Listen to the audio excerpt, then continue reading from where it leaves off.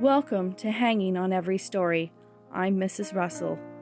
The stories on this channel were originally intended for children a century ago, but may no longer be suitable for them.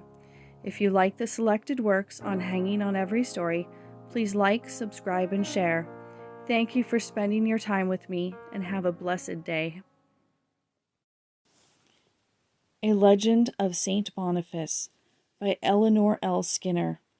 On a wild winter night about 1200 years ago, the great English missionary Saint Boniface and a score of faithful followers were traveling through the gloomy forest in a lonely region of Hesse, Germany.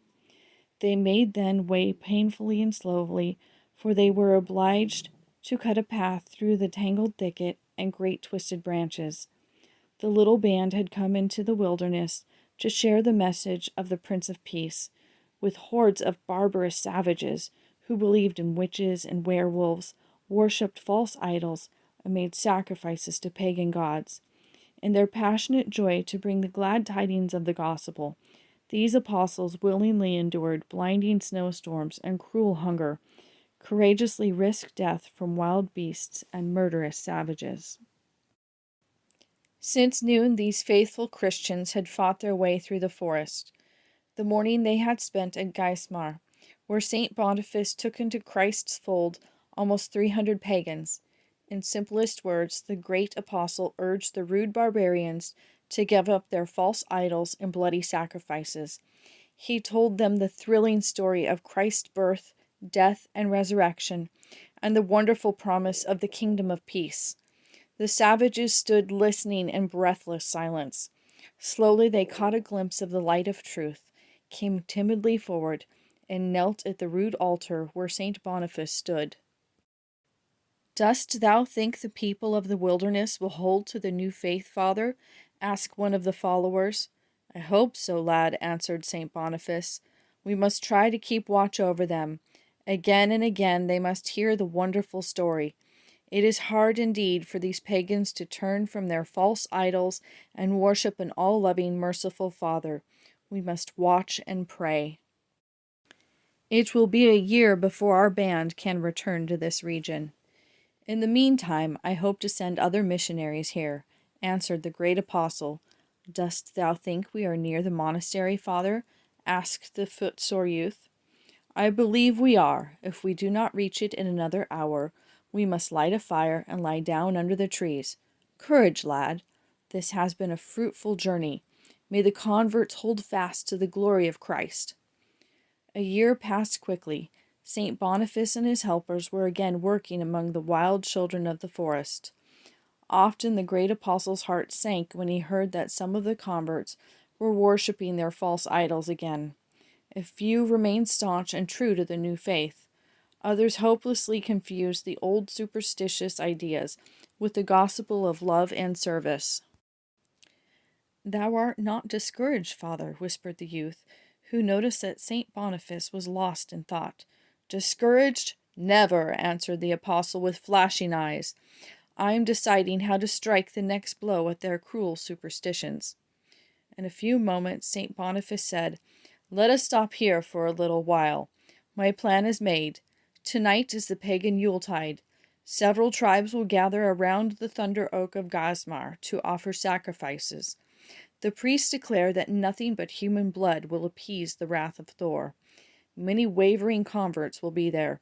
Come, we will destroy once and for all the sacred monarch of the forest. We will show the poor benighted people that the worship of Thor is nothing but a shadow. Our axes are sharp, our arms are strong. God is with us. Come!" With new inspiration, the Christian band pushed on. An hour's hard struggle brought them to the thunder oak, which stood on a broad low hill near Geismar. There they saw several hundred pagans standing in a semicircle around the gigantic oak. Near the sacred tree burned a dull red fire, and in the light of the flickering blaze the Christians saw an old priest and a little fair-haired boy. "It is as I feared," whispered St. Boniface. "They are ready to make human sacrifice. Forward!" In a moment all eyes were fixed on the little band of Christians that advanced toward the priest, Some of the pagans recognized the apostle before whom they had knelt 1 year ago. "Friends," said St. Boniface, holding up the cross, "again we come to bring the message of peace from the All-Father. Thor is dead. With our axes we will prove to you that the God of thunder is powerless before the God of love." St. Boniface and a helper, with their wood axes in their hands, stepped up to the great tree.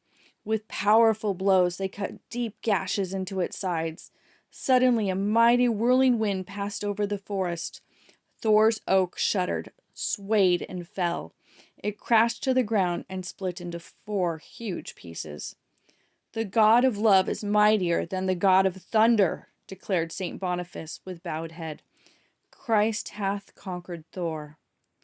In deepest silence the tribe stood gazing at the ruined oak. By the side of one of the huge pieces stood a beautiful little fir tree, unharmed by the storm. St. Boniface raised his voice and cried, "My friends of the forest, show your faith in the true God by building a chapel out of this fallen timber." In a few moments he added, "And behold this little fir tree, with its green leaves and beautiful spire pointing to the stars. It is an emblem of joy and peace, and life everlasting. Go no more into the dark forest to make sacrifices of blood. Take this little tree into your homes, and on Christ's blessed birthday, gather around it with joyous songs and loving gifts. Call it the tree of the Christ child." They took up the little fir tree and carried it to the village. Once more, as they circled about the tree of the Christ child, St. Boniface, in simple words, told them the wonderful story of peace on earth, goodwill toward men.